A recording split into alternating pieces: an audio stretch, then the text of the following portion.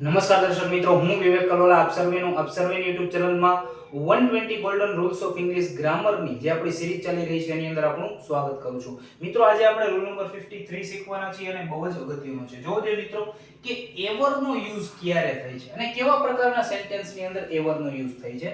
અહીં મિત્રો મેં બે એક્ઝામ્પલ લીધા છે. એક છે કે Ram met him who they say has helped us. બરાબર છે, રામ તે વ્યક્તિને મળ્યો કે જેણે કીધું તું કે તે તેમની મદદ કરશે. બરાબર છે, તો કરે છે.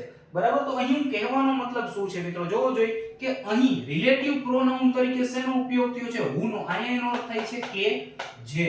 બરાબર છે મિત્રો, અને આ જે who છે બરાબર છે એના પહેલા બરાબર આ શું છે તો કે પ્રોનાઉન છે, એ સર્વનામ છે મિત્રો. him છે એ શું છે મિત્રો તો કે એ સર્વનામ છે એટલે કે પ્રોનાઉન છે. બરાબર છે, તો અહીં હું કહેવા શું માંગુ છું એ બહુ જ ધ્યાનથી સાંભળજો મિત્રો.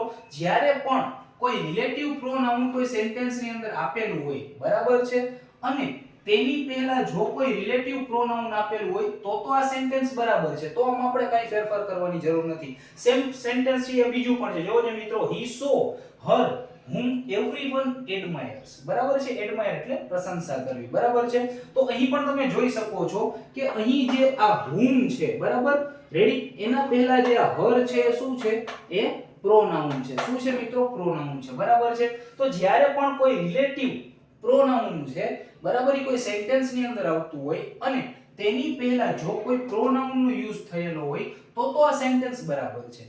પરંતુ પણ બરાબર છે મિત્રો, જ્યારે આવા કોઈ રિલેટિવ પ્રોનાઉન આપેલા હોય બરાબર છે અને તેની પહેલા બરાબર છે આવા કોઈ સર્વનામ એટલે કે પ્રોનાઉન નો આપેલા હોય ત્યારે શું કરવાનું મિત્રો? તો ત્યારે મિત્રો તમે આ જે પણ રિલેટિવ પ્રોનાઉન છે એની પાછળ એવર લગાડી દેશો. શું લગાડી દેશો મિત્રો?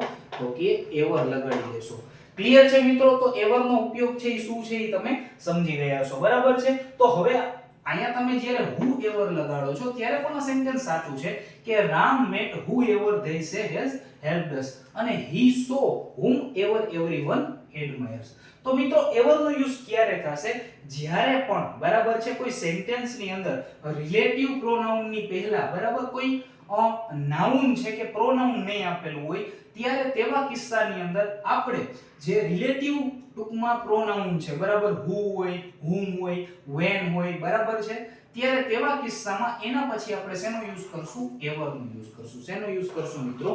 એવર નો યુઝ કરશું. આશા રાખું છું તમને એવર નો યુઝ છે બરાબર છે એ હું બહુ સારી રીતે સમજાવી શકીશ. તો આ હતો આપણો રૂલ નંબર 53. જલ્દી જ મળીશું આપણે રૂલ નંબર 54 ની સાથે. ત્યાં સુધી જય હિન્દ, જય Bharat, take care, good bye, thank you so much.